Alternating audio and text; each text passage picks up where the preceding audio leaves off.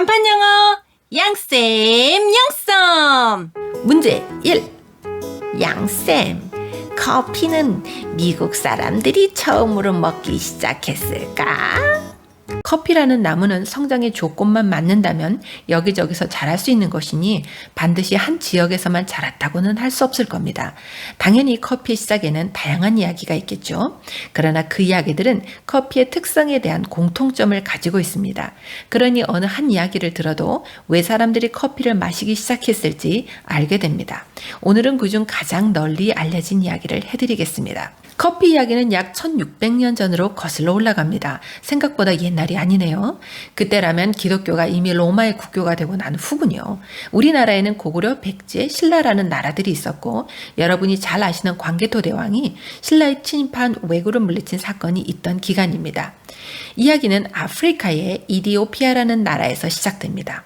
이디오피아가 지금 우리나라에게는 가난한 나라라는 이미지를 가지고 있지만 사실 6.25 전쟁에도 참여한 우리에게는 참 고마운 나라입니다. 이번 코로나 사태에서 조금이나마 그 고마움을 표시하기 위해 보낸 마스크가 이디오피아의 참전 용사들에게도 도착되었겠죠. 다시 이야기로 돌아갑니다. 약 1600년 전 이디오피아에 어느 소년이 있었습니다. 그의 직업은 염소를 돌보는 것이었죠. 어느 날 자신이 돌보는 염소들 중 유독 한 마리의 염소가 다른 염소들에 비해 더 활력이 넘친다는 것을 발견하게 됩니다. 들판에는 독초도 있고 좋은 풀도 있고 나무도 있으니 염소를 잘 돌보아야 하는 이 소년은 이 염소가 무엇을 먹는지 조심스럽게 관찰했겠죠. 그러다가 그 염소가 희한한 열매를 먹는다는 것을 알게 됩니다. 바로 이렇게 생긴 것이죠. 염소가 먹어도 죽지 않고 오히려 활력이 넘치니 호기심 많은 소년도 당연히 먹어보았겠죠. 그리고 그는 이 열매가 피로를 덜어주고 생기가 있게 해준다는 것을 알아냈습니다. 그리고는 주변의 종교적 수도승들에게 보여줍니다. 그들도 이 열매가 졸음으로부터 아주 탁월한 효과가 있다는 것을 알아냈다고 하네요. 그 열매는 순식간에 주변의 수도승들에게 퍼져나가기 시작했습니다. 자, 커피를 먼저 마신 나라는 어디일까요? 문제 2. 양쌤, 그럼 유럽의 국가들은 한 1000년쯤 전부터는 커피를 마시기 시작했을까? 할머니, 언뜻 생각하기에는 그럴 수 있을 것 같아요. 유럽으로 커피가 전해진 것에 대해서는 크게 두 개의 통로가 있다고 하네요. 먼저 아름다운 음악의 도시 오스트리아 빈으로 전해진 경로입니다. 약 350년 전에 여러분도 아시는 이슬람 국가인 터키, 그 터키에 있던 오스만 제국이 오스트리아의 아름다운 도시 빈을 공격하게 됩니다. 그러나 기독교 연합국의 지원으로 패배하고 부랴부랴 도망을 갑니다. 그들이 남기고 간 수많은 소와 양과 천막들 사이에서 커피콩이 있었는데 처음에 오스트리아 사람들은 가축의 먹이로 알았다고 합니다. 그런데 그중 커피를 먹어본 적이 있던 어떤 사람이 이것으로 유럽 최초의 커피숍을 열게 됩니다. 이 전쟁에서의 승리를 기념하기 위해 한국 젊은 사람들이 카페에서 먹는 빵 중에 하나인 크로와상을 만들어 먹기 시작했다고 합니다. 이 빵은 초승달같이 생겼는데 터키의 종교인 이슬람의 상징이기도 하겠죠.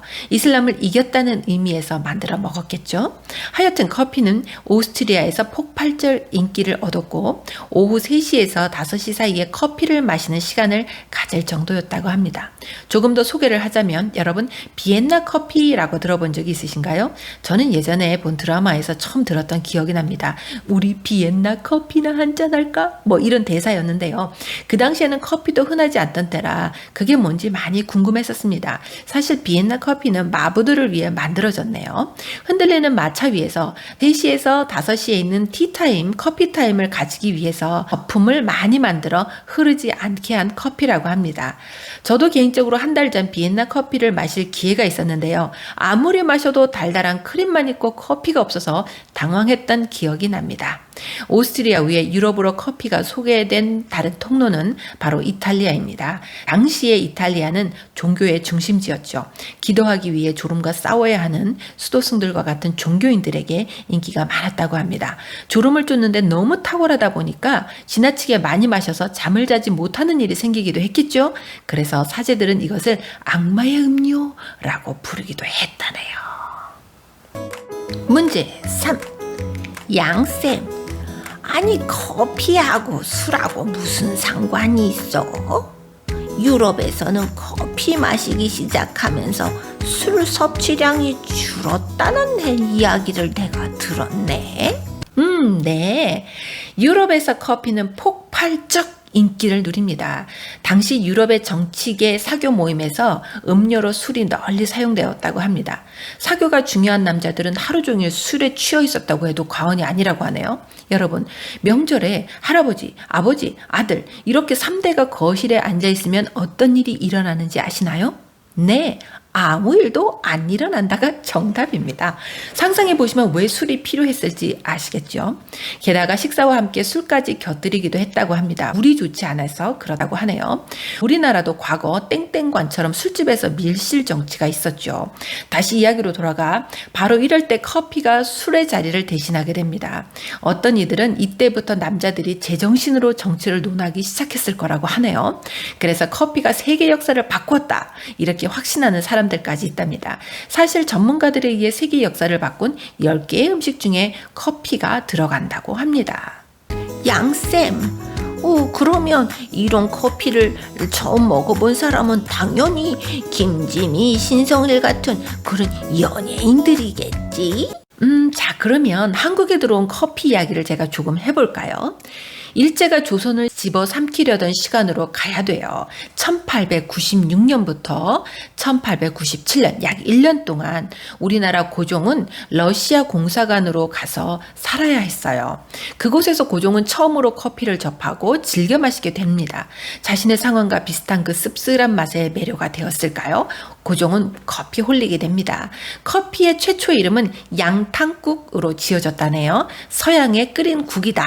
뭐 이 정도 뜻이겠죠. 그는 커피를 마시기 전에 늘 향을 음미하고 마실 정도로 심오하게 즐겼다고 합니다. 문제 5.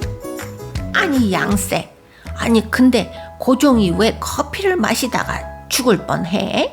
이 이야기 진짠가? 고종의 커피 사랑이 자기를 죽이게도 또 자신을 살리게도 될 줄은 몰랐겠죠. 고종은 당시 조선인 러시아 통역관에 의해서 독살을 당할 뻔합니다. 시커멓고 탄내가 많은 탕약 같은 커피에 독을 타도 별로 티가 안 났을 수 있으니까요. 그날 고종은 평소와는 다른 맛을 느끼고 평소보다 소량을 마셨다고 합니다. 덕분에 목숨은 건졌지만 18개의 치아를 잃었다고 하네요. 와, 이거 임플란트 하려면 돈이 얼만가요? 문제 6. 양쌤, 요새는 그 줄여서 하는 말이 그런 게 너무 많아. 근데 카공족 이런 게 있대. 자기네가 백작인가 공작인가 도대체 이게 뭔 뜻이야? 네. 자, 전쟁 중 미군에 의해서 커피가 본격적으로 일반에게 소개되기 시작하면서 다방 문화가 생겼지요. 제가 학생일 때도요, 불량 학생이나 다방에 간다고 인식했거든요. 사실 그 당시 다방에는 접대부도 따로 있기도 했고 학생들이 몰래를 담배를 피우거나 탈선의 장소로 쓰여지기도 했으니까요. 오명을 벗기 시작한 것은 커피숍이라는 이름으로 탈바꿈하면서겠지요. 인테리어가 고급스러워지고 지하에서 지상으로 가게가 나오고 개방적으로 바뀌면서 사람들이 건전한 만남의 장소로 이용하면서죠. 또 저를 포함한 많은 사람들이 카페에 가서 공부나 작업을 많이 합니다. 심지어는 어머니와 아이들이 카페에서 책을 읽고 공부를 할 정도로 다양한 계층을 위한 메뉴도 준비가 되어 있어요. 시험 기간이 되면 카페는 아침부터 앉을 자리가 없습니다. 이런 사람들을 카페에서 공부하는 족속이다. 이렇게 해서 카공족이라는 신조어로 부릅니다. 어른들은 왜 그 시끄러운 곳에 가서 공부하냐고 생각하시죠? 저의 경우 적당한 백색 소음이 졸음을 방지해 주는 것 같습니다. 또 쾌적한 환경도 집중하기에 좋고요. 그러나 아쉽게도 땡땡땡땡 커피 전문점에서는 이런 카공족들을 물리치기 위해 탁자의 높이와 크기를 조절하겠다는 방침도 발표한 것으로 압니다. 아쉽네요. 저는 어디로 가야 하나요? 오늘 배운 알파벳은 E입니다. 하나, 둘, 셋. E, 하나, 둘, 셋. E, 하나, 둘, 셋. E. 이거 잘 보면요. 이렇게 하면 틀리 또는 이같이 생겼네요. 자, 형님 E에서 동생 찾아야죠. 둘, 셋. 이가 어디 있을까? 제가 초록색으로 찾아볼게요. 이렇게. 자, 다시 하나, 둘, 셋. 형님 이에서 제가 빨간색으로 동생 찾아볼게요. 하나. 제가 동생 꺼내볼게요. 하나. 그런데 여러분 보시다시피 여기 노란색으로 이렇게 네모 만드는 게 쉽지가 않죠. 그래서 역시 이번에도 간단하게 할 거예요. 어떻게 해요? 그냥 동그라미로 해버리고 이렇게. 자, 비슷하지요? 자, 동생이 다시 써보겠습니다. 하나, 아니고, 하나, 이, 하나, 이. coffee. 이 어디 있죠? 여긴 두 개나 있어요. 여기 하나, 그리고 여기 하나. 잘 찾으셨어요? 카페. 이 어디 있어요? 잘 하셨어요? 이. 라떼. 이 찾으셨어요? 네, 잘 하셨어요. 여기 있네요. 이. 아이스. 이 찾으셨어요? 네, 여기 이. 잘 하셨어요.